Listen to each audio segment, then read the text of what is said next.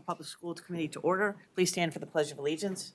I pledge allegiance to the flag of the United States of America and to the republic for which it stands, one nation, under God, indivisible, with liberty and justice for all.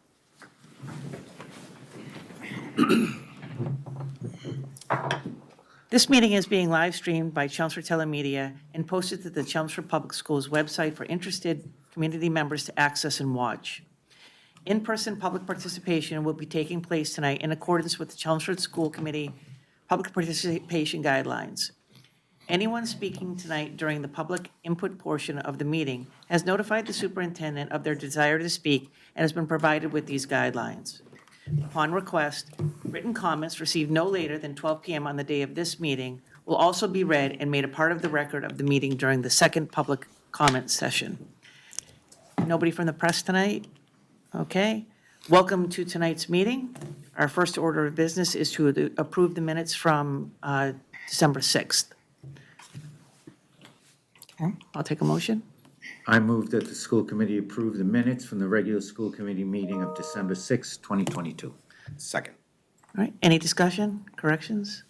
All those in favor? Aye. 5-0. All right, next up, we'll hear from our high school representatives. Hello, everyone. Thank you.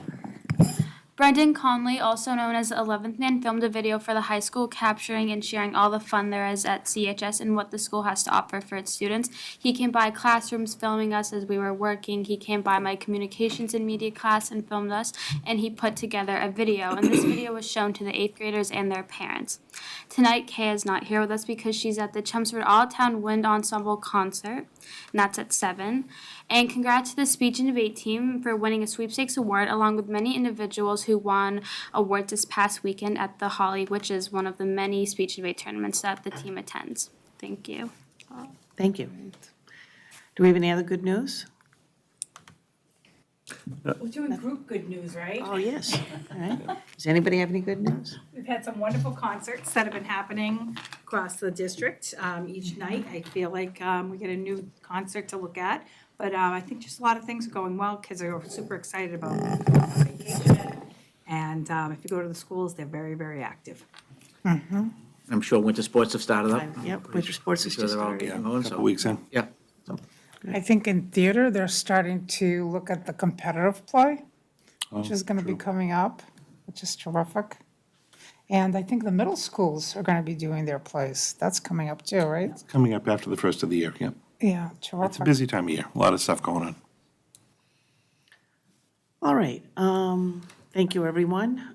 We have no public input tonight. We don't. All right, so let's move right into new All business. right, we'll jump right into new business. We actually have two presentations tonight, two spotlights on our department, just the way the schedule stacked up. So first, I'd like to invite Abby Dick, who is our coordinator for English in the district, grades 5 through 12. And Linda's going to advance the slides for you, but Give me a nod, Abby, just, give me a nod. And yeah, exactly.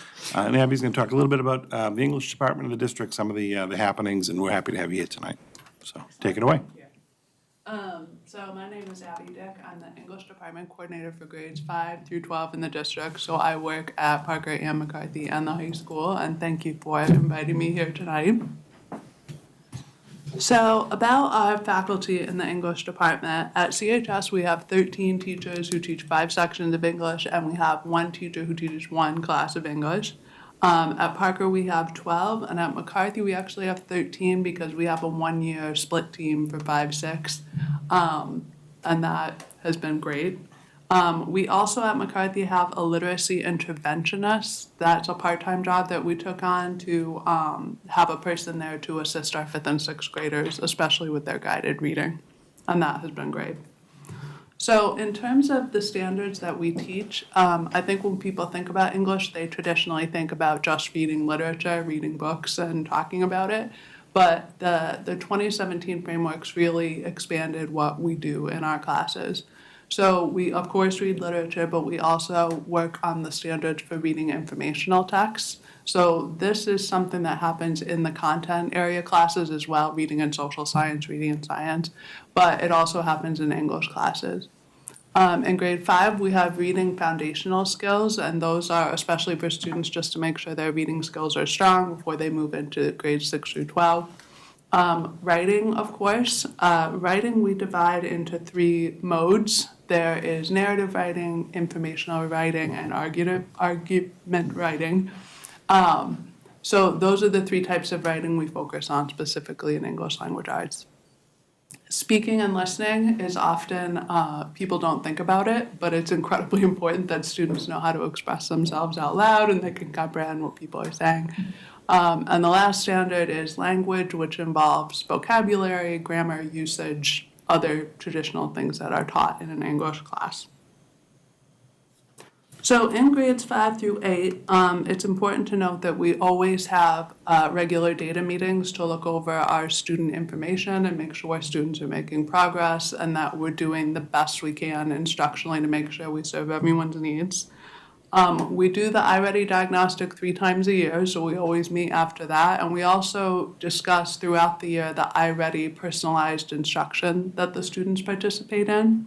So the second thing we talk about in data meetings is we go over the MCAS data very closely in the fall, along with our introductory iReady data, just to see how students have done over the previous year, look at student work, analyze what we could change, some things that we're doing. The big thing that we have spent a lot of time on in grades 5 through 6 is we have adopted the Fountains and Pinnell classroom curriculum. This is the same curriculum they have at the elementary school, and it was so successful there and rolled out so well that we now do it in grades 5 and 6. So this is a real change from the type of instruction that we were doing with whole class novels. So there are really 6 components to Fountains and Pinnell classroom that we are doing in our classes. The first is interactive read aloud, where the teacher is reading one book for the whole class and modeling the thinking that they are doing while they are reading a text. Reading mini lessons are about taking multiple books that the students have read and pulling them together in terms of genre or some other reading skill that students need to know. Phonics and word study is about vocabulary and really helping students who need help with fluency.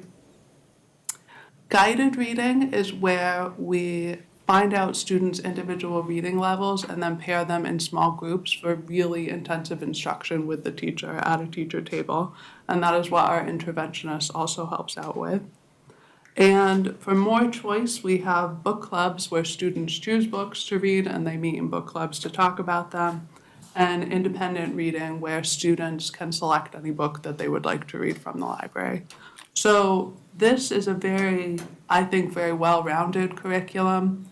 And the teachers have been working hard to make sure that they're collaborating and talking through how it's going. Are they having the students work in stations? It's really been quite a change for grades 5 and 6. And to make sure that teachers not only have everything they need to use the curriculum in terms of the classroom materials and the books, we also wanted to make sure that they had the best PD that we could find. So we have partnered with Lesley University. This is the 2nd year we've worked with them.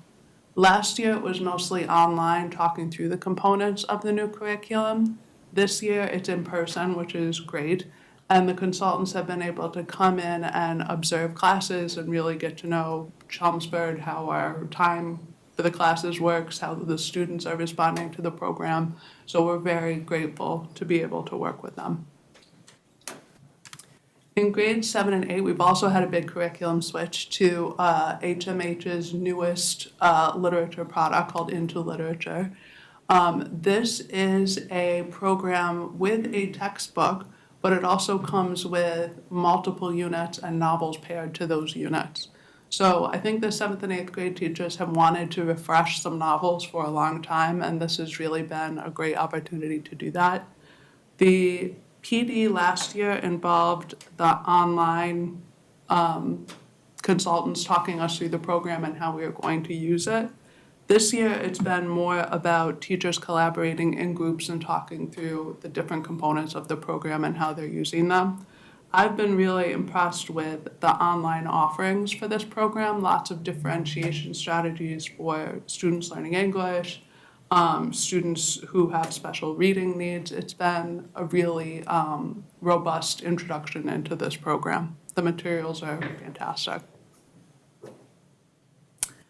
As we move up to the high school, we have two things that we've really been talking about and working on. The first is a pilot with an online resource called IXL. And this is a chunk of time during Pride Block where students at CHS are using some of the diagnostic properties of IXL. So they log on, they answer some questions in both reading and we've been doing it in math. And then the departments are able to analyze where students are and where they need to grow. For English, this involves vocabulary, reading, writing strategies, and grammar and mechanics. So it gives us a lot of data as to where students are and how we could group them differently to make sure that we're meeting their needs. So that has been new for our department. We had the program before, but we've spent more time talking about it, thinking about it. The other thing that we've been focusing on are the NEASC recommendations about curriculum, just making sure that we have a standard format across the school that we've been using for our syllabi.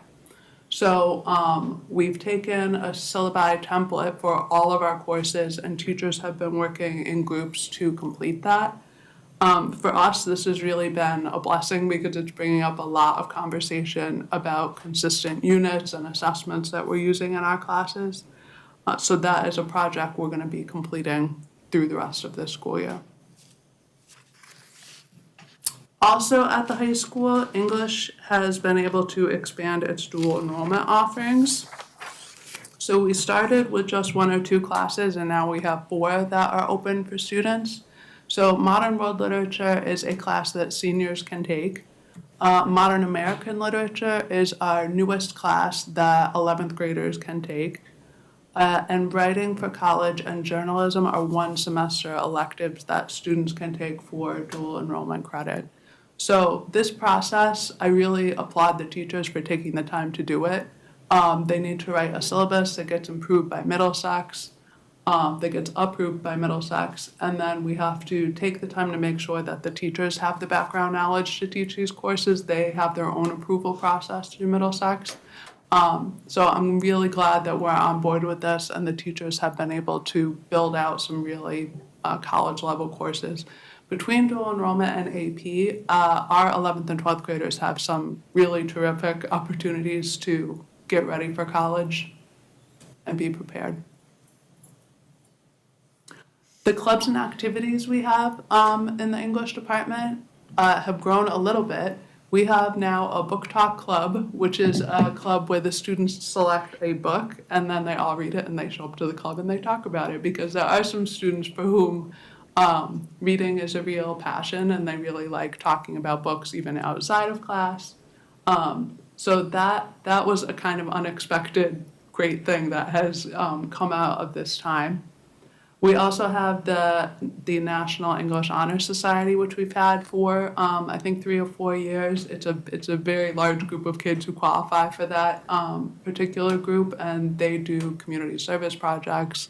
The advisors have done a really good job with that. And the last one I'll mention is the Poetry Society, which we've had for many years. And I think these clubs and activities just show that if you're passionate about English, if you want to do things outside of class, we have a lot of opportunities for you.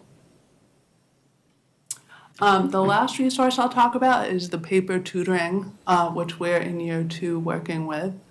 And I think when we saw the tutoring, what it had to offer, I think we were worried about how it would work for English language arts. Like, can you really send in an essay and get feedback on it from this group?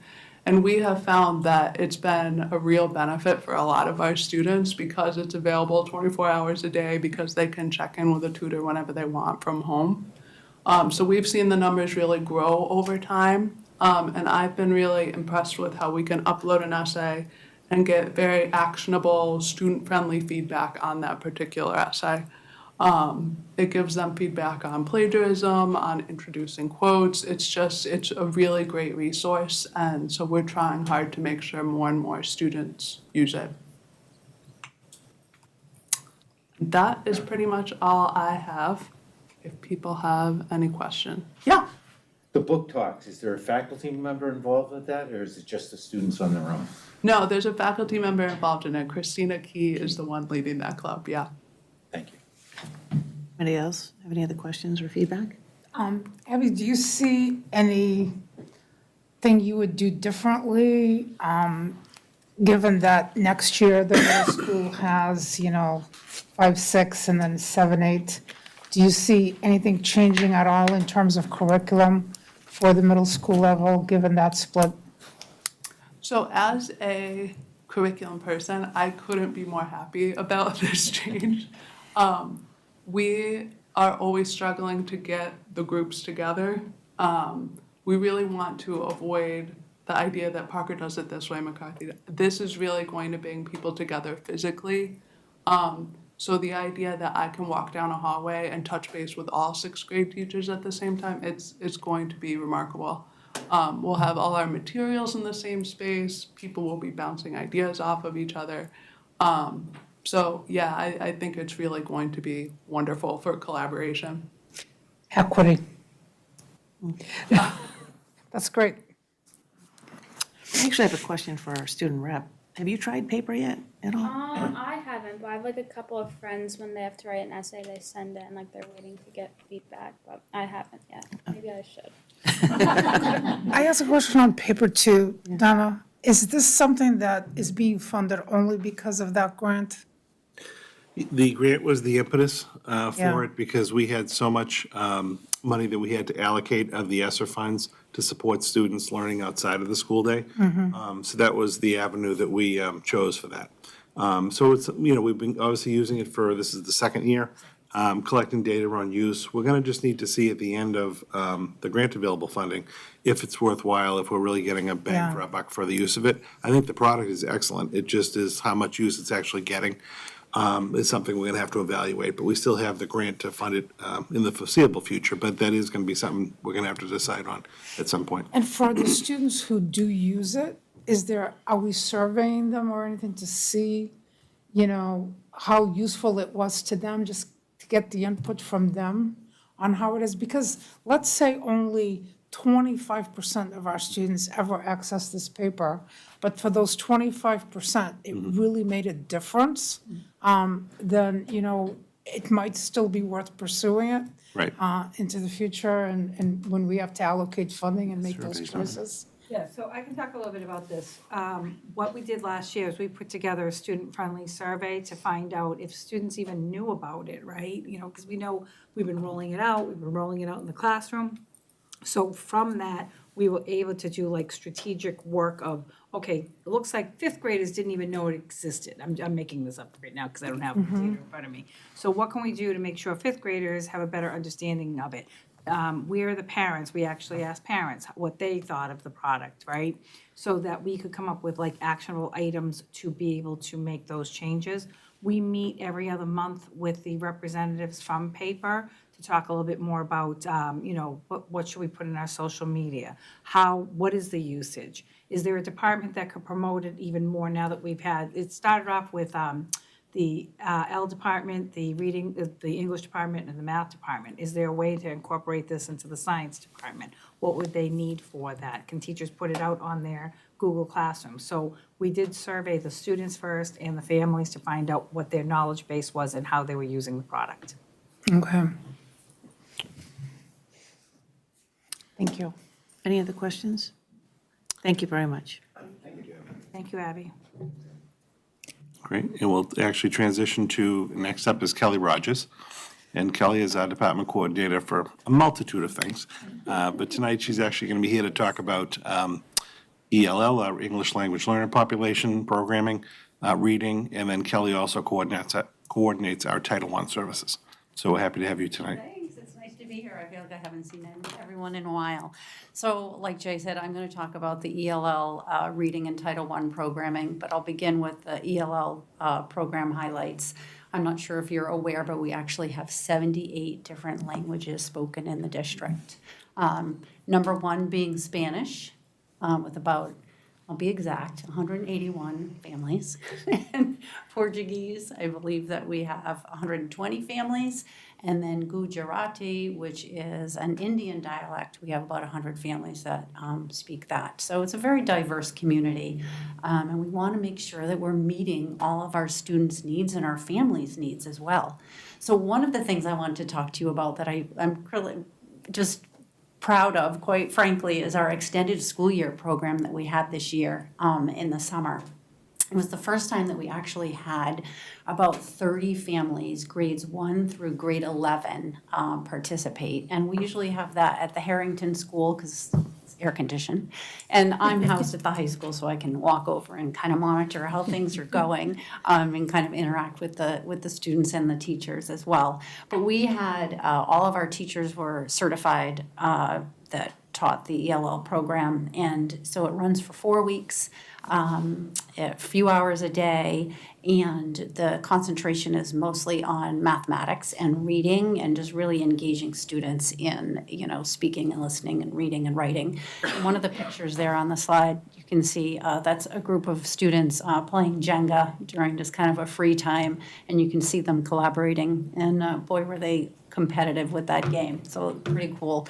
So that was, plan to continue that program, for the summer months as well, this upcoming year.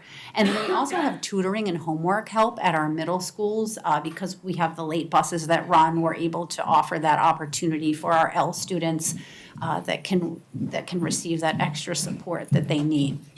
And then also at Chelmsford High School, we have an ELL academic tutor who actually goes to the classrooms with some of our L students, the mathematics, mostly mathematics and science classes, and she serves as a support for them, just engaging them with the content and the vocabulary. She helps them study for the tests, and that's been quite successful. That's been in place quite a few years now. And then we have, of course, the ELL mentor program that's headed by Jen Orsini at the high school. And just fabulous that we have any new L student that comes into our district, whether it be in September, December, or May, they're assigned a mentor. And so they it's, a very organized program that she runs, and these mentors, kind of take the L students under their wing and help them along with anything from telling them about any kind of upcoming sporting events or dances, or just kind of including them in, lunch in the cafeteria, those kind of things. So those are some of the ways that we support our L students. And then really important too is how do we support our L families? And just a few years back, we put into place a 24/7 interpretation hotline, I call it. So it's called Language Line. I'll talk about Language Live later. I get them too confused very often. But it's another program for reading. But Language Line, basically what happens is anyone that needs an interpreter 24/7 can dial this 1-800 number, and within less than a minute, you can get an interpreter on the line in any language. We really have had such success with this. Jane McDonald uses it for registering students. We have this being used for our IEP meetings, for conferences, and just general communication with parents. Principals use it all the time, and like I said, it really gets rave reviews. The interpreters are so professional, and it's just really a great resource that we have come across.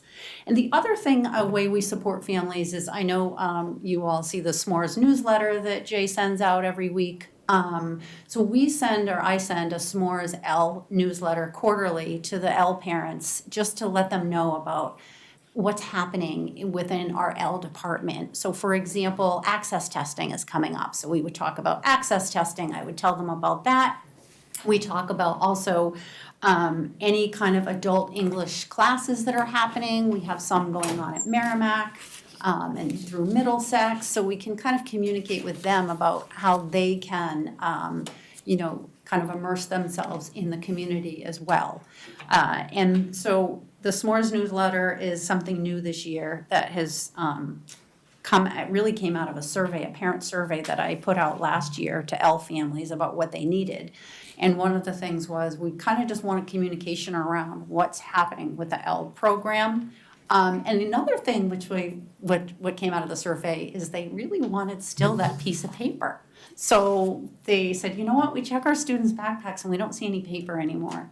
So we now kind of instituted where the L teachers are sending home every once in a while, not inundating them with paper, but just a few notes about, you know, what's happening within their L classrooms, because that was kind of a recommendation from the parents.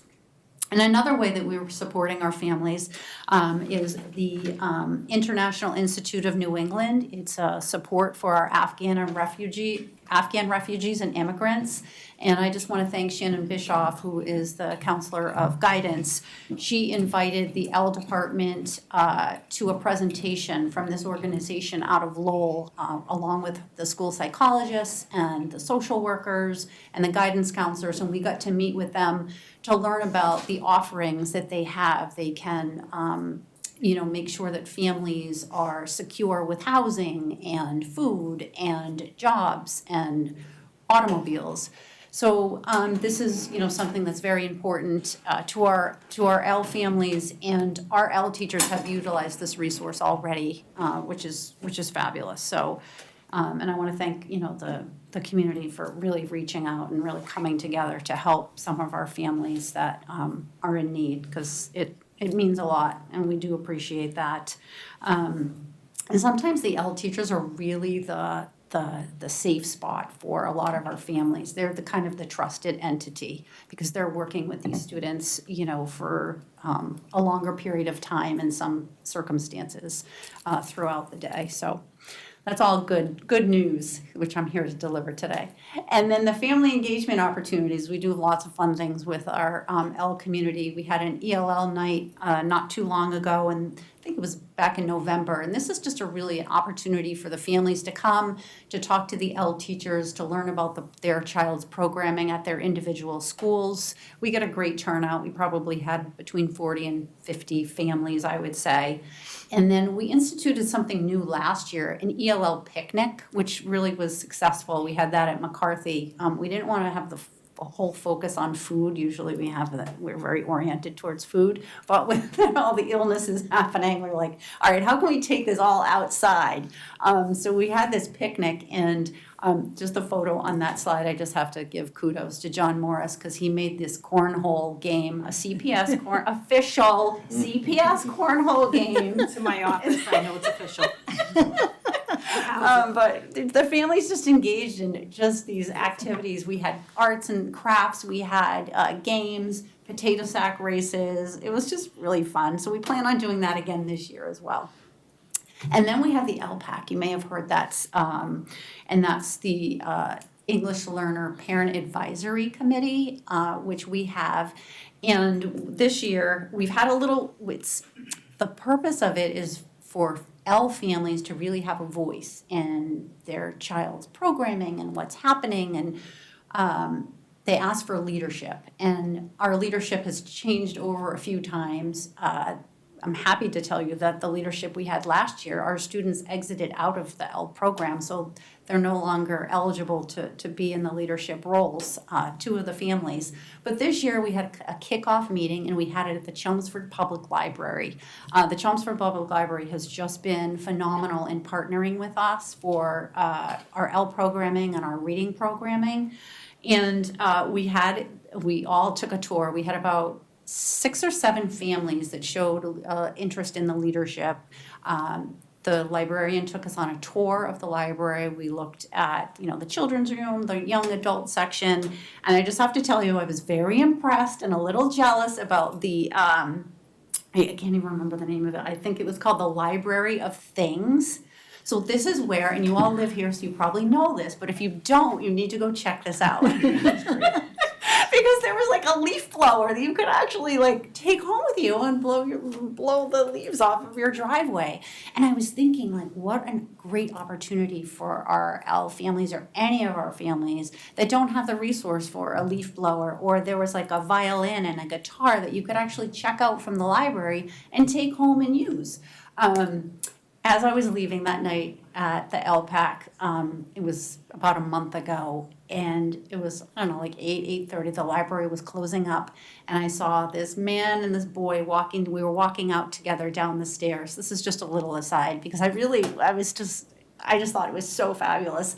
And this man was holding this huge telescope. And the boy, who must have been like 10 or 11, he had this like Cuisinart box or something. And I said, have a great night. And he's like, and the man's like, yeah, I'm going to go watch the stars. And the little boy's like, and I'm going to make ice cream. And I thought, that is so fabulous. Like they're walking out of the library with a telescope and an ice cream maker. So I was thinking, it gets my wheels turning, thinking about what a great opportunity for any of our families that don't have access to a musical instrument or something like that to just try things out. So again, that library just being such a phenomenal resource for our families. So those are some of the fabulous things happening with our ELL department. Another thing I didn't even put on the slide, but I wanted to mention is we're actually, every 6 years, we're reviewed by the state. And we have a tiered focus monitoring review coming up January 11th.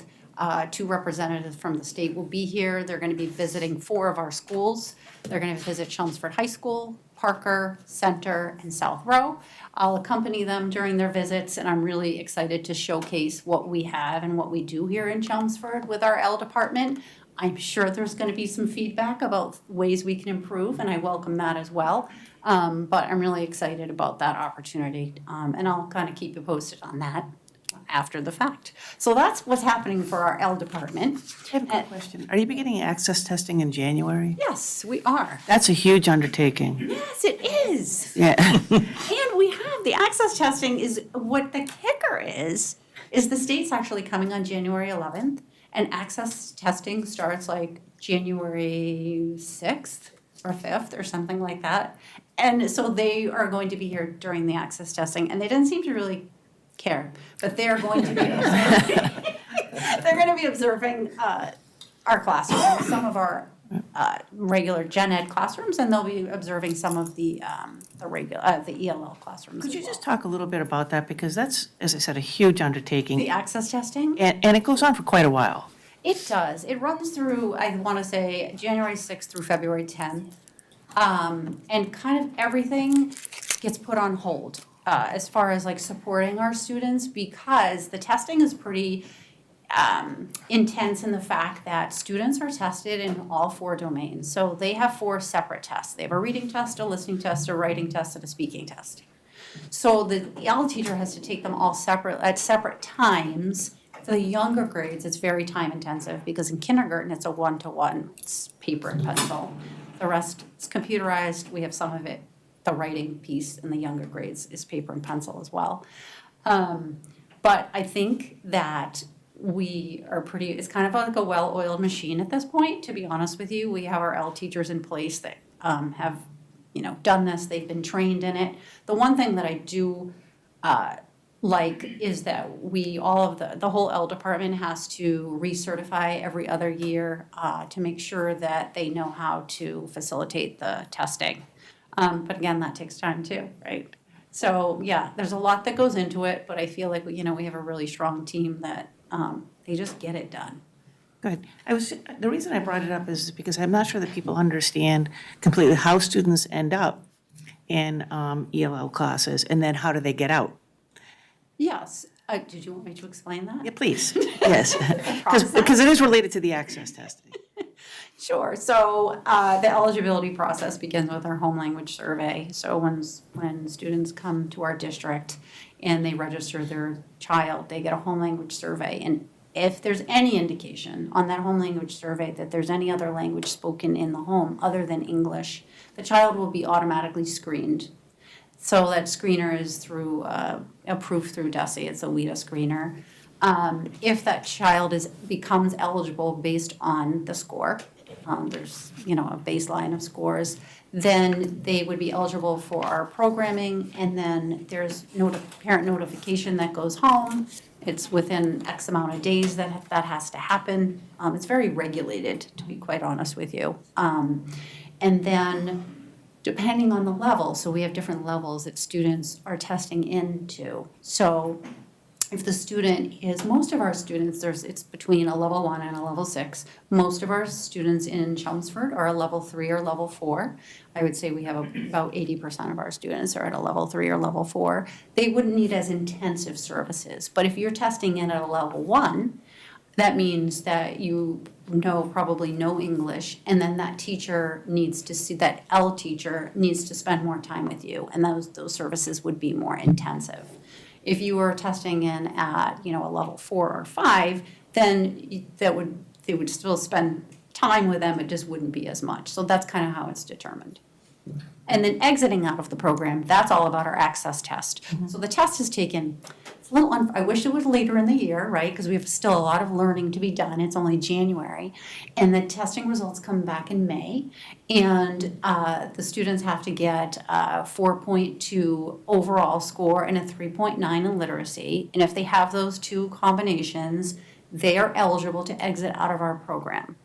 We cannot keep them in the program if they met the exit criteria. I have many L teachers who want to keep them in because they're like, oh, just one more year, they just need it. So what happens is just that secure, what I love the state does is if in fact they exit out of the program, they're monitored for 4 years. So from 4 years, they're filled out, we fill out what they're called FELS, a former English learner, a FELS form, and the teacher meets, the L teacher is responsible for those students and checking in with classroom teachers for 4 years. We do have students that if they're not making effective progress, then we accept them back into our L program. If in fact, that's what it's determined that that's what they need. Great, thank you so much. Sure. All right, so reading, on to reading, another exciting topic. So I support the reading department K through 12 and literacy K through 4. So just highlighting some of the things that are happening with the elementary level.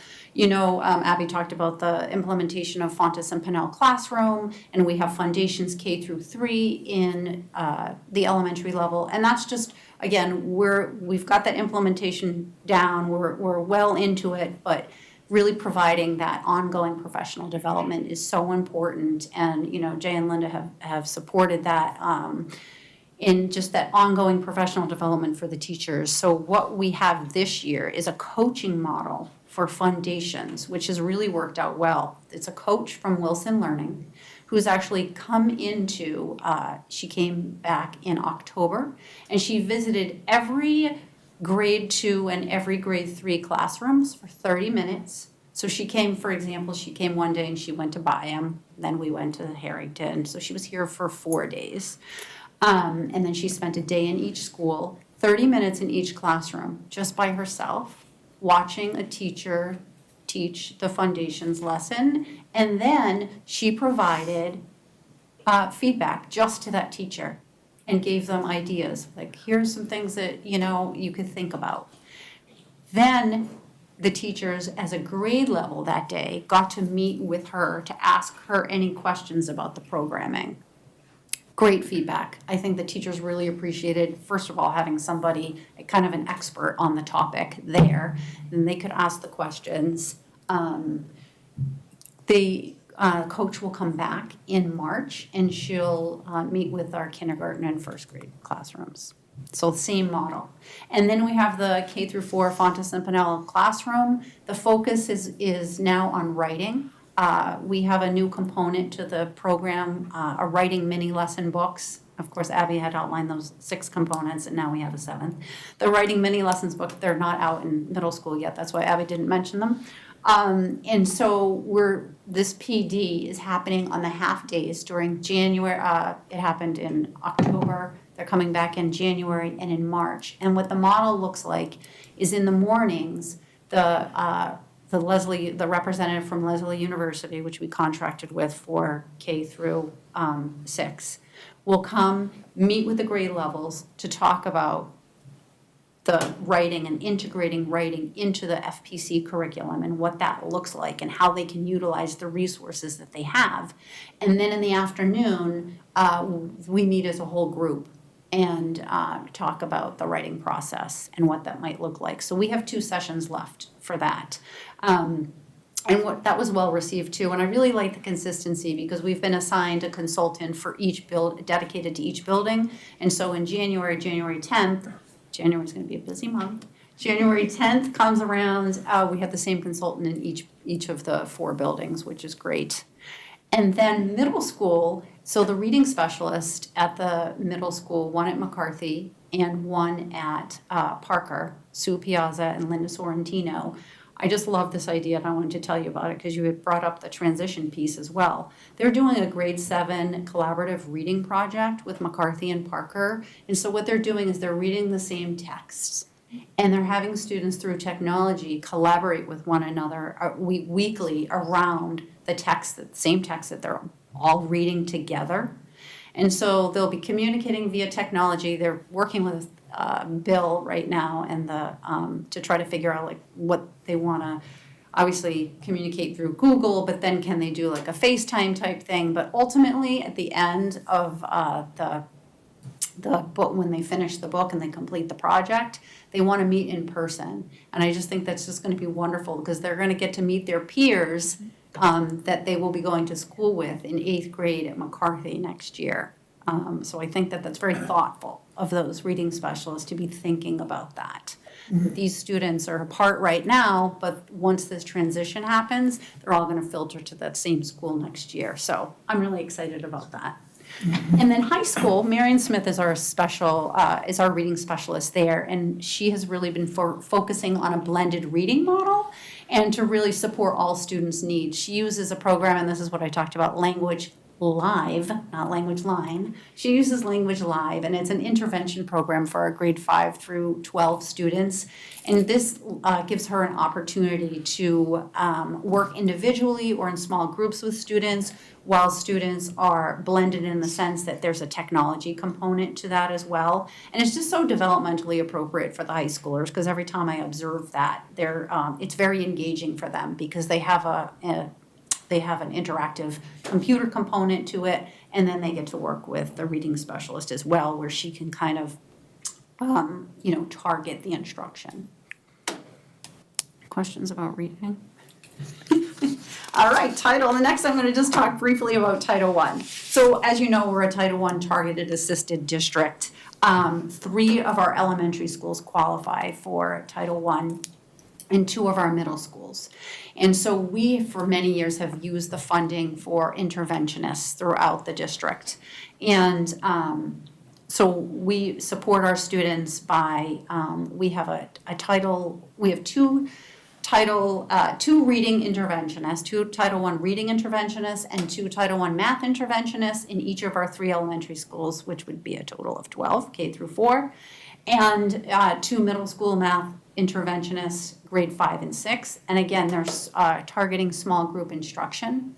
Not to leave the school out, that's not Title I. We have hired, they just come from a different budget line. We've hired, we call them tutors, I believe, right, Joanna?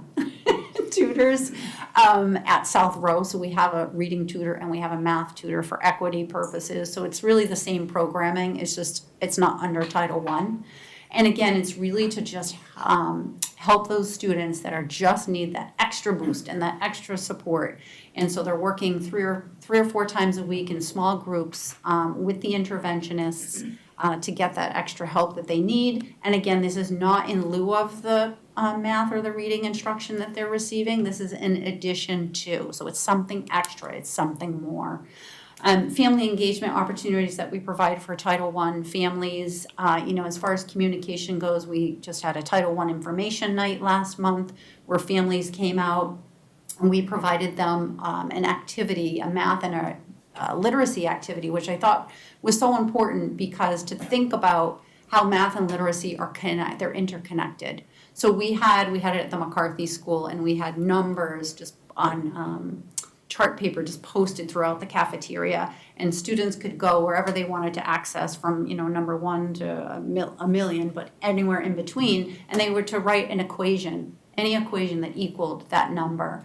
And then they had an opportunity to write a story or draw an illustration about a number. So just kind of modeling for parents, what are some activities and how can you help your child think about math and literacy at the same time? We also have a building readers newsletter that, again, is for families, and that's posted on our elementary school websites monthly. That's also in English and Spanish. And again, that's just kind of tips and ideas for parents about how they can engage their students in, the love of literacy, and how they can help. Because quite often, sometimes, parents don't know. And so this is ways, and gives them ideas. Again, I'm going to talk about the Chelmsford Public Library because we partner with the Chelmsford Public Library for our Title I programming as well. Last year for our Title I night, we had representatives from the Chelmsford Public Library speak at our Title I night. It was virtual. And, to let the parents know about the resources that were available to them. And then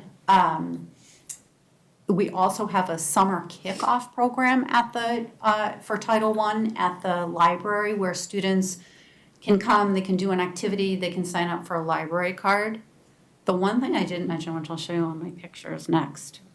Linda, do you mind switching it? Okay, this is another amazing resource that you all have at the library. So that picture right there, I forgot to mention that at the L picnic last spring, the Chelmsford Public Library brought their book truck, their bookmobile to the event. And so the students had an opportunity, it's literally this truck, I don't know if you've seen it, but it's like opens up and they have all these phenomenal books for parents and kids, and they had them in different lengths. They were so thoughtful. They brought, books with various languages because it was our ELL picnic. So students got to check out books. The parents checked out books. They could, parents and students could get library cards. Just amazing. Really amazing. So they have just been a wonderful resource for the Title I reading and the L department. And then this is just kind of a myriad of pictures about the programming and what we do. The kids, that's the summer, the kids literally drawing a hopscotch template, and many of our students didn't know what hopscotch was and had never done that before, and that was part of our L summer program, and you can see that they're playing the hopscotch. We've got the potato sack races. We've got a parent, who came to the book tour at the library for LPAC and our international luncheon. So we have a lot of great things happening, and I just am so happy to share them with you tonight. But if you have any questions, please let me know. Does anybody have any questions or thoughts? I wanted to just go back to the EL for a minute in terms of the survey that's going to be out there for this review that the state is doing. Parents And already have it. that's on the Did it this website. weekend. It's on the website. Well, the survey's not on the website. What's on the website is the announcement that they're coming. Right.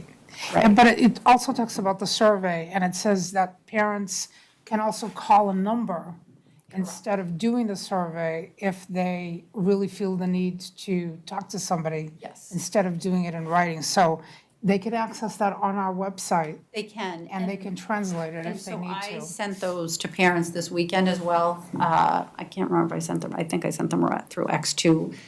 All of that same information, and then links to the parent surveys, and then we have different languages as well. But yes, they're reaching out to parents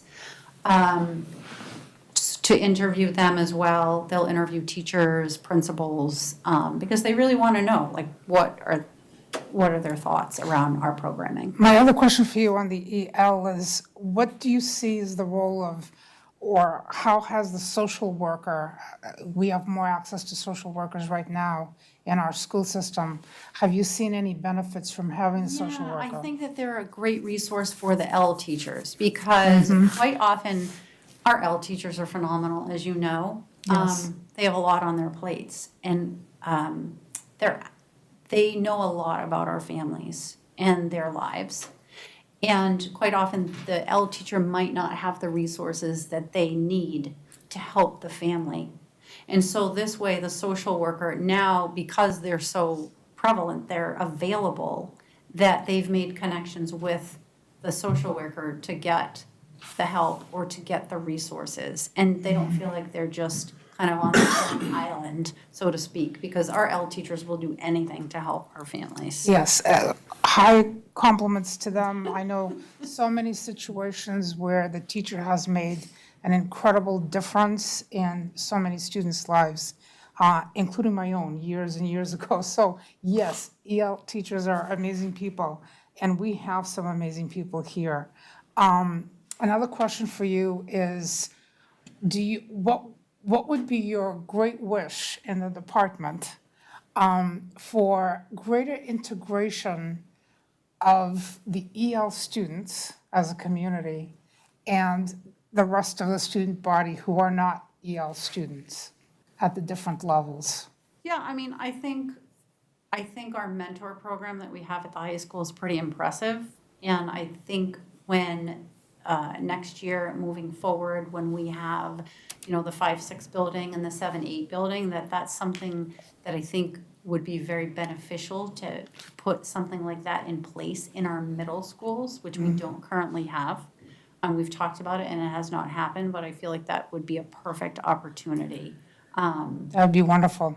Yeah, and again, because we have more available resources, right? We have the social workers now and the guidance counselors. It takes a village, as you know, Yes. to put that together. We get a lot of really high compliments on our EL program. So give you tons of credit on that and coordinating that, and I appreciate it tremendously. Thanks. Thank you. Anybody? John? Yeah, just one comment, and I wanted to specifically mention, some of the Afghan refugees. Some of us in the community have been working with those families, and their connection to the community actually came through an L teacher. So the L teacher was like, hey, they need more support than they have. They had some support, but then bringing other people into the community to help them has kind of brought them in to the town of Chelmsford, and now they feel more welcome. And it all came from an L teacher, so thank It's you. amazing, right? Yeah. It really is. It's heartwarming. Would it be okay to, I just wanted to say something to Abby that I didn't get a chance to tell her. You were presenting about the English department and I have students in college for the first time this year. I think one of the things I hope we do, and we do in a better way going forward, is to see how things worked and how they're doing, not only in college, but also just in regular life, whatever they decide to do after they leave high school. I can tell you from the ones that I personally know that they're doing quite well, and they're doing quite well because we've prepared them well. And so I want you to know that especially on the AP level research class, those type of things, you can see the results in the students that leave our system. I'm hoping very much that we can offer that to not only students who are at the AP level, but also any other level, so that they're well prepared to move forward with research and in writing when they get to the college level. It would be interesting to know how many of our students who leave and go on to college have to take any of the remedial writing or reading type of things at that level before they can continue on to take other courses at college. I'm hoping it's a very small percentage, but I can tell you that the ones I know and can tell you from personal experience that they have left here very well prepared to meet the challenges that are out there. Okay. I wanted to tell you that. Anybody else have any other questions or thoughts they'd like to share? Thank you very much for coming. Yeah, Kelly, thank you very much. Abby, thank Carol, you too. thank you. English is always been a great department. All right, moving on with the agenda for tonight. Excuse me, the third item is just a little update for you. Over the course of this past fall, there was a lot of discussion statewide with regard to athletics. There were, not in our community, but in other communities, some instances of, kind of hate and hazing and things along those lines. So the district attorney, in collaboration with Massachusetts Interscholastic Association, which is the athletic group, the Superintendent Association, and DESE, sponsored a kind of a one-day conference event. It was held at the Boston Garden. Is it called the Boston Garden now? TD Garden. Like 1998 it was. That's where I grew up. I think people knew which garden I was talking about. So it was down in Boston, and it was a one-day event, but it was very good. Steve Murray, the principal of the high school, Dan Hart, the athletic director, and I attended and heard some very good speakers just talking about protocols to make sure you have in place in the district, different kind of best practices to work through. And Donna had asked that I just kind of share the packet and some of the information that occurred that day. I obviously took away a lot from the day and the one-day program. I'm looking to see, I thought the content was very good. I think, not to be critical of it at all, but what was kind of missing would have been a great opportunity for our student athletes, and particularly like our captains, to maybe come together and to hear something like that. So we did give that feedback to MIAA and also the DA's office. Again, good event, no taking away anything from it. But I think that's another audience that we really have to be working with. And if there's a way to statewide kind of formalize, almost like a training for those athletes, I think it would be well taken, well received, and very worthwhile. So this is probably just kind of a start in a lot of stuff to happen, but just wanted to share that with you. Steve, Dan, and I did attend, and as additional workshops come along the way, this is something we're certainly committed to, and we're going to keep it at the forefront of our work. So. I was just actually, hang on one second here.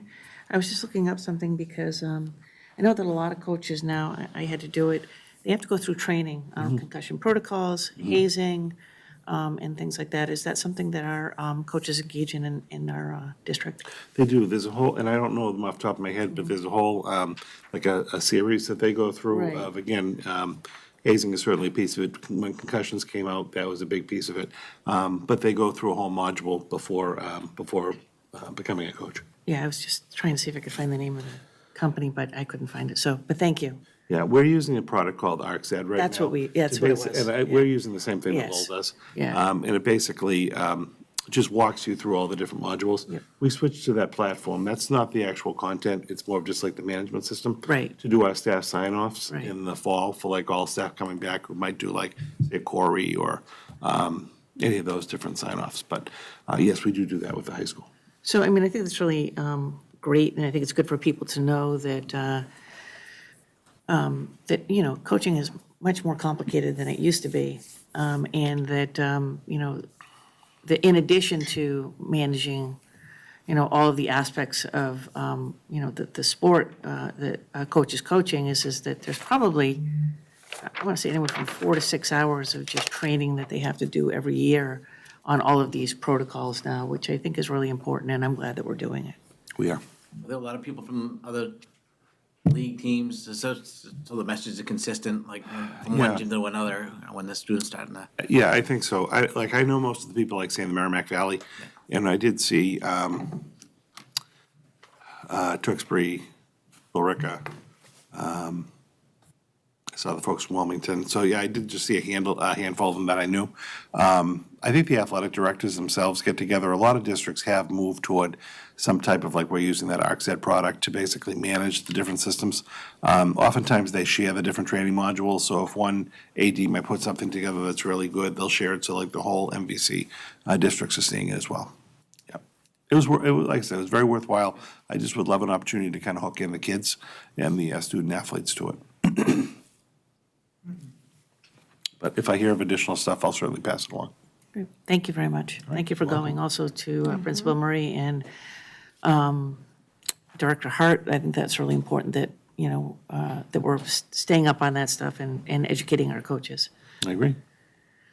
All right. All right, next up, just an update for you on the capital planning for fiscal '24. Mr. Doherty did a wonderful job of representing the school department's interests. And we did have a series of meetings. We went through prioritization. We put our projects forward. We had a couple of nights to hear, even, it's interesting to just hear from the other town departments, what they might be asking for. And then John Souza really does a very nice job of pulling it all together and kind of chairing the group. The second page of actually it's the third page of the attachment was a list of the $6.7 million of projects that came in town-wide. And the town can typically fund approximately $4 million million of projects a year. We can sometimes go a little bit higher if we have some return or what they call recaptured funds from previous year projects that didn't come to fruition. So we, in the end, had submitted a number of projects. 6 of our major projects got funded, which I think is very good news for us. Last year, so a year ago, the boilers at the high school were on to be done. The town actually procured the boilers, but was running short on the money to physically go out to bid to have a company come and install them because there was some engineering and architectural services that were necessary. So one of the projects was to go back and actually, this was a DPW request the Delta, the extra funds to be able to complete that project. So on a positive note, we actually physically have the boilers because the lead time on some of the stuff has been difficult. But you don't go and do a boiler change during the winter. So that'll be done in the summertime, but at least the funding is now there for the install, which is good. One second. We had a couple of elevator projects that were really kind of important and priority projects to us. Those were funded at Westland School, so the CHIPS and the ComEd students, probably over the course of the summer, would be getting a new elevator. The other elevator project, which is a biggie, is at the high school, and that elevator is certainly probably the most used in the district and well in need of a repair. Also at the high school, the kitchen upgrade, so this is a full-service serving line, revamp with new equipment and whatnot was funded, which is excellent. We're gonna actually be working to hire like an architect engineer right now to help do the layout and the specifications for both that kitchen as well as McCarthy, because McCarthy had gotten funded last year, but it was too late with funding got approved in April to be able to actually purchase and do the outfitting for that summer. So we're trying to, in an ideal situation, get both done this summer. So I'll report back to you probably earlier in the winter and let you know how that is going. A couple of the projects that I'd hoped we'd gotten to that we just fell a little bit short on were the VCT repairs at the 2 middle schools, primarily around the modular classrooms. They just were priority-wise a little lower on the list and just didn't end up making the cut with the global numbers that we were talking about. And lastly, the stairwell renovation at McCarthy, some of the stair treads like we've done in the other elementary schools. So what we will likely do, obviously, if we don't fund them ourselves, that just goes to the top of the list for the next year. But when we do have some one-time money, which we've done over the last couple of years, surfaced in the course of the spring when we identify that, after we do our second quarter financial report, we typically recommend a list of one-time purchases and little projects, and so these are ideal for that. So don't be surprised if you see that coming to you after the first of the year. Oh, I'm sorry, I missed one. Lastly, the other big one that we didn't get was the art classroom renovation at the high school. That's kind of a big number to have it be a one-time request, so that's likely gonna just go back on the list for next year. But I think overall, on the first page, I listed the number. I think it was a little over $2 million, about $2.2 million. The projects are gonna be coming from the school side or to the school side, which is very good. Certainly a lot of work to keep us busy over the course of the summer. And we'll go at it again next year. But thanks, Jeff, very much for your work on the group to put it together, and John Souza and his group as well. John did a wonderful job. The committee, it's so well organized and everyone's so thoughtful. And I think I've said before, when I first did this, I felt so badly because people weren't getting their projects. But everyone's cooperative. They know if it's not this year, it'll be next year. And I'd like to tell you how difficult a committee this is and how difficult it is, but it's not. I'm just looking for a little praise and sympathy, but no, it really, we did it in a Zoom, and it really is an enjoyable committee. They're tough decisions, but it's amazing how often we agree. Because it usually takes 4 people for it automatically to go through. And John, as I said, does a wonderful job. Darlene, Paul, Cohen, everyone does, so it's very well organized. So. I actually like the last couple of years. We went to the Zoom because of COVID, right. But it actually works pretty efficiently being on Zoom, so that's been a good find. Thanks, Jeff. Yes, thank you. My pleasure. We'll update you when we know more about bidding and things along those lines. These funds don't get approved though till town meeting, right? Town meeting. Correct, so this will be on the town meeting warrant in April, which is part of the problem when you're trying to I was actually gonna do ask, these how does that projects work, during the right? summertime. Yeah. So, like on the kitchen project, because we know we're already trying to do the McCarthy project, there's some economy of scale in having one architect and designer design them and actually put the specifications together. I think it's highly likely that that project would be funded, and we're sitting on a pretty good amount of money in the food service revolving fund. My biggest concern on the kitchen projects is the lead time in some of the service lines and the equipment piece. So we may end up having this be ready to bid, I'm gonna guess in the late February, March timeframe. And if the bid looks like it's on track, something we're gonna be able to fund, we may front load and do the actual purchasing of the equipment using food service funds, and then wait for the vote in April. Again, I don't think it's a controversial one, I don't think it's one that's gonna fall off, it's worth taking the risk to then be able to actually do the install in the summertime.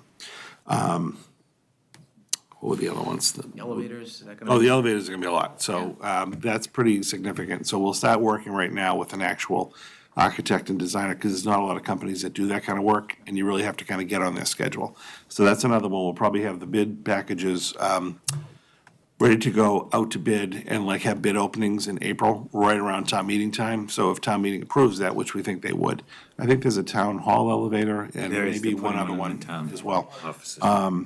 They could all go out at the same time. And again, there might be a little bit of economy of scale if a particular vendor bids it, and they can manage three projects in town at the same time. What was the other one, Dennis? Those are the two big ones, really. Right. The boilers, you already said. The boilers should be fine. Yeah, so those are kind of the biggies. And if we are able to do, say, with the one-time funding, the floor tile, I just think it would be nice to be able to kind of have the schools looking really nice for the new staff and students to come in the fall. That's not a huge lift, and that's something we can have the specs done. There's a few different companies we worked with previously that are on like state contracts. You don't even have to go out to bid. So that should work out fine. Great. All right, anybody have any other questions, discussion, thoughts? All right, great, thank you. Super.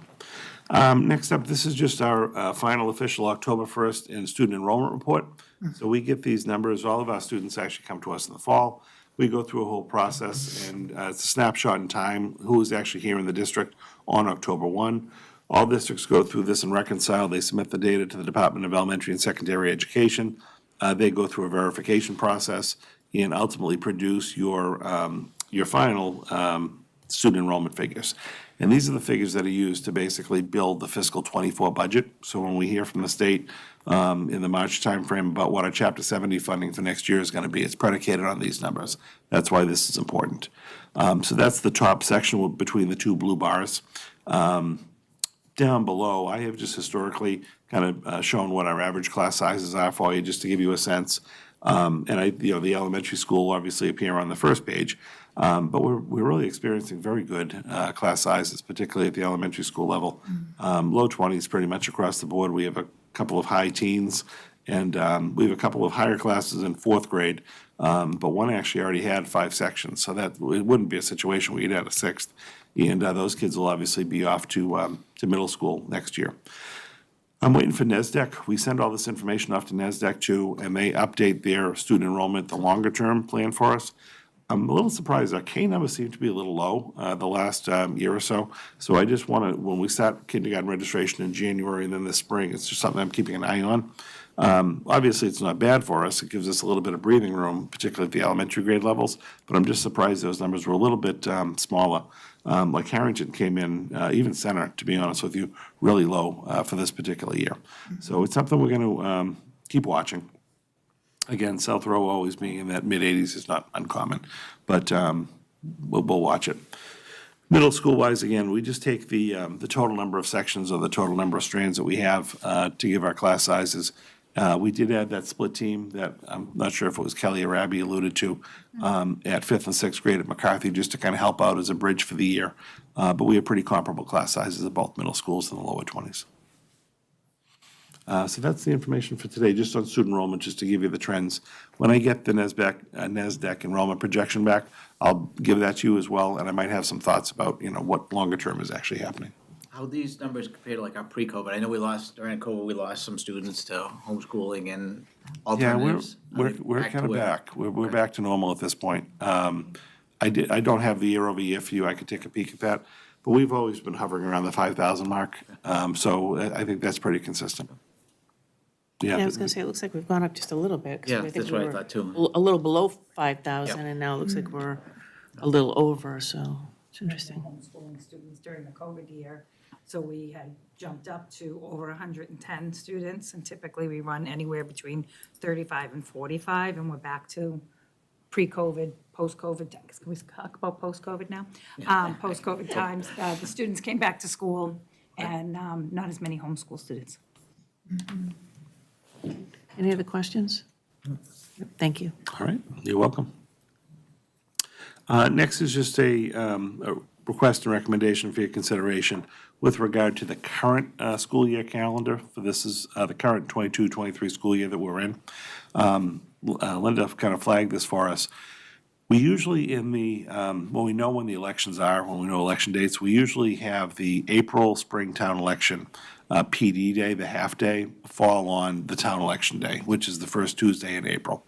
When the calendar, for some reason, got put together this year, the half PD day got scheduled on Thursday, September 13th. So there's still a good 3 months until that date.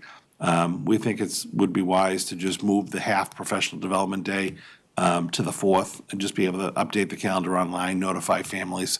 It just allows for less congestion, less traffic within the buildings, easier access for people who are voting. Springtown election usually isn't like a fall presidential election or anything like that, but just to avoid extra people coming and going from the buildings, that gets the kids out really before the lunch period. So again, it was an oversight, but I think it's worth correcting, and we still have 3 months to make the correction and be able to adequately notice it. So this is really just moving the half day in April from the 13th to the 4th. Happy to answer any questions, but it just got flagged, and we wanted to see if we could change that. So I noticed you said that you wanted a recommendation at the next regular school committee meeting? Does that mean this one? Oh, I probably Yeah. didn't put it in there. Okay, so this one. Oh, it's today. Yeah, we would like you Okay, to all vote right, on it okay, now, make all right, a thank you. discussion about Oh, it. no, it's just, yeah, I'm sorry, I put it in the packet meeting to talk about it tonight. Okay, Yeah. all right. All right, is there, first I'll take a motion. I move that the committee approve moving the Bless you. half-day professional development day from April 13th, 2023 to Tuesday, April 4th, 2023. Is there any discussion? I think it's good. All right, being no discussion, let's take a vote. All those in favor? Aye. 5-0. Okay, thank you for that. We'll get it advertised in the newsletter this week. And we'll get the updated calendars online, and we'll message that, so thank you for that. Next item on the agenda this evening, this is about the time that we start looking at our academic calendar for the following year, so this is the full year calendar. If you've had a chance to review it and you don't have any questions, we could move forward and approve it tonight. If you have questions, you want to have more time to review it, you're certainly welcome to, and we could approve it at the next meeting. It's consistent with the Monday start before Labor Day. So all of our staff come back the Monday before Labor Day. They have a full day of orientation and preparation. And then Tuesday, everyone in the district grades 1 to 9 would come in. And at the high school, that's the day that mentorship program has really been successful. So only the freshmen come that day with their upper class mentors. And then on Wednesday, September 30th, August 30th, I'm sorry, everyone in the district will be back. And we then take a 4-day break for Labor Day weekend, and then we're into the regular schedule of things. It's a shorter holiday for Christmas this year. We still got to wait like 2 years for that good one. The nice 2-week break doesn't come for a while for some of us. We've got to do a little waiting. But other than that, all the vacation weeks fall as normal. The PD half-days are normal. And we have flagged the April PD day as that first day in April. How about wasn't there some conflict November election day this year, or was it? Is that one? No, September, wasn't it? It was the September. September, okay. Because we don't, the state doesn't publish Okay. primary voting day until like later in the spring. We don't know. So we don't know what it's gonna be. But what happened last year, it ended up being on, say, the 5th, that Tuesday. But we couldn't be gone for 4 days and then take another day off. Right. So we just kinda had to come to school. But we're not gonna know what the, that day is until later. Right. We had a chance to, Jay and I had a chance to meet with Paul Cohen and Trish Saris from the town clerk, and just to discuss, some of the, problems associated with, that floating, Election Day, as well as, maybe things that we could do as a school committee, to talk to our state reps about, like, can we get this done a little bit sooner? A lot of states hold primaries over the summer, like late summer before schools are back in session, things like that. If there's other things that we can, or on a Saturday or whatever it might be, but to explore other options rather than, having people come into the schools is always ideal. But Trish also went out and was able to purchase some things, some gates and whatnot, to help us just secure the area a little bit more, especially, obviously during transition times when kids are going to the cafeteria or to the modular where they're taking classes. So I thought it was a good meeting. It was good. We're really trying to find some solutions, but it might be something that we want to, when we have our state reps in at some point later on, after the first of the year, to discuss with them, around if school safety is truly a priority, then can we figure out something else? Yes. So, I have a question on the calendar. We talked about, the high school has the freshmen come in before everybody else comes. It's a great thing, introduces them to the school, the whole thing. Because of this particular year where we have one class in each school that doesn't really know the school at the middle school level, is there any thought of allowing them in advance to access the school for even just an hour or two, some kind of orientation that would assist them in? Yeah, I don't think it would be the same as like going back to school in September, but there are gonna be days this spring. We are starting to already kind of talk about opportunities for the kids to be able to come together and to actually kind of tour and see what the Okay. other schools are like with their peers. As well as over the summertime, we'll actually have dedicated days where families can come. So if Okay. parents and kids want to come and have tours of the buildings, we'll do that. So that is part of the work that focus group or the transition group is working on. We have that covered. That's super. Yeah. Thank you. Did you have to, or are you gonna have to tweak the McCarthy Parker start times because of busing? I see the same right now. Yeah, I put a little note right under it. Okay, there it is. Kind of like a saving Yeah, place okay. for me. We're gonna have to, and I just don't know what it's gonna end up being yet. Okay.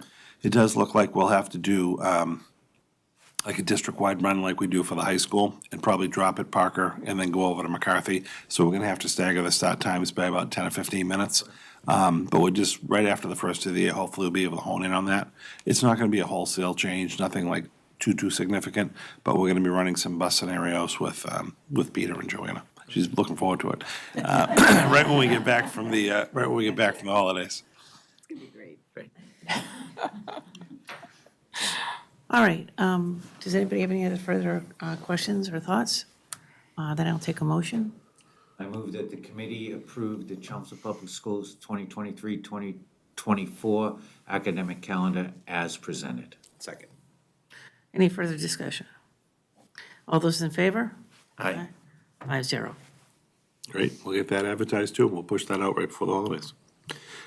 Next is just the personnel report for the month of November.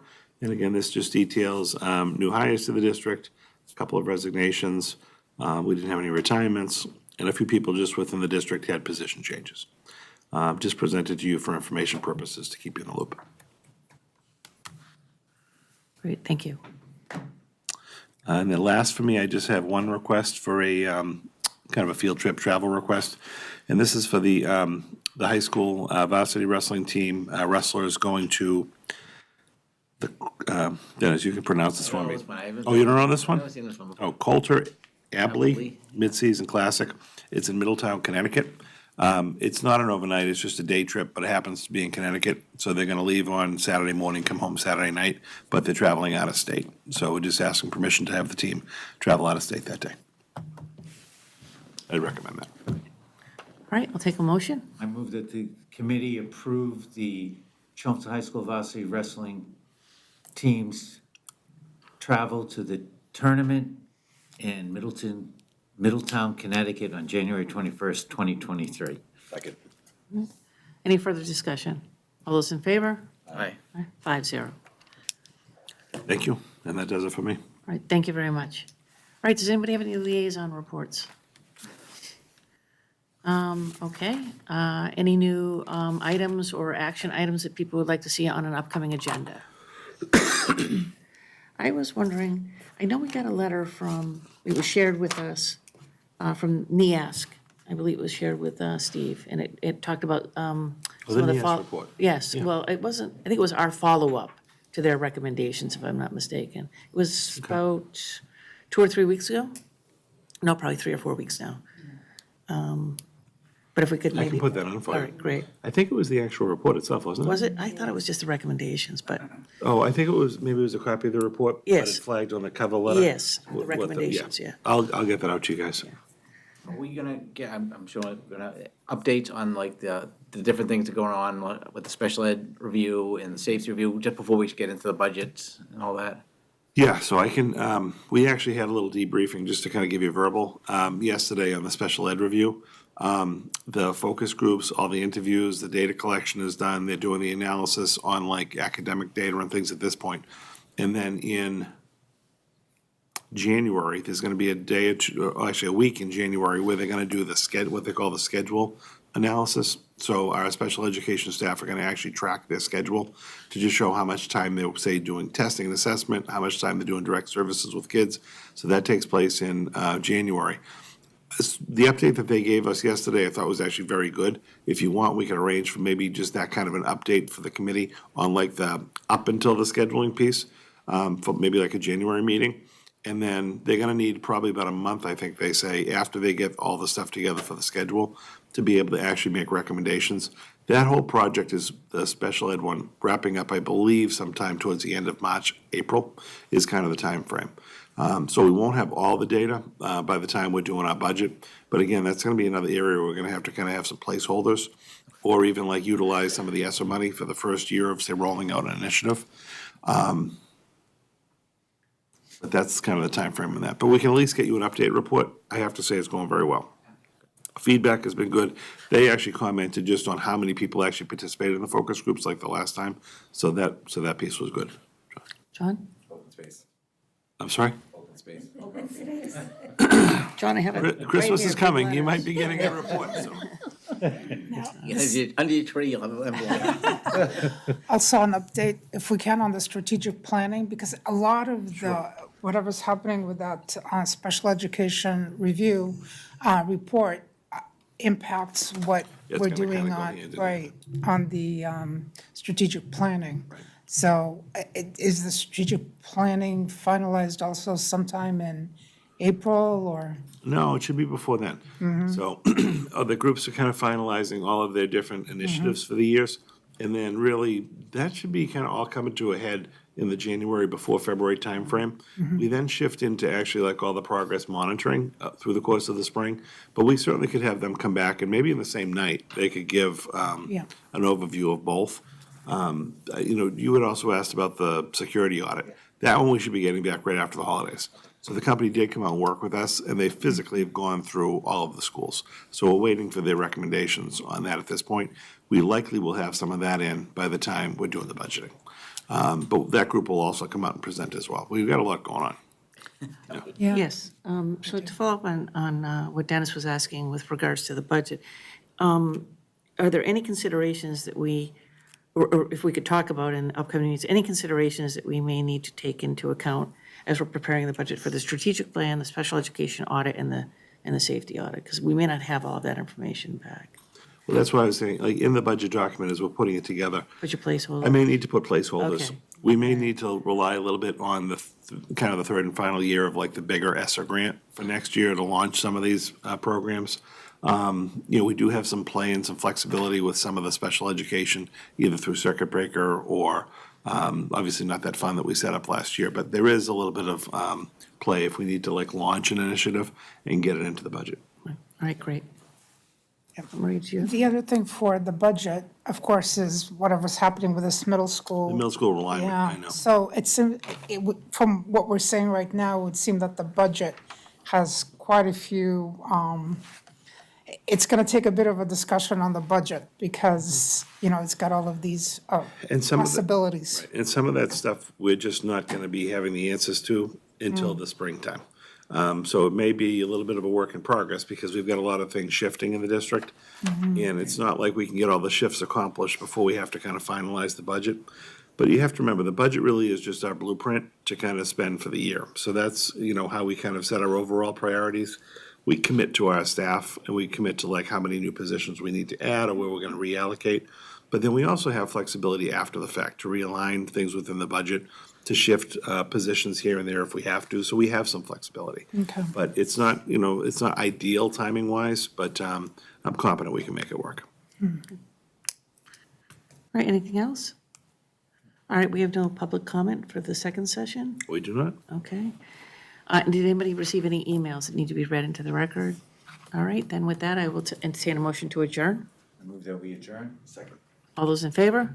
Aye. 5-0. Thank you very much, everyone. Thank you.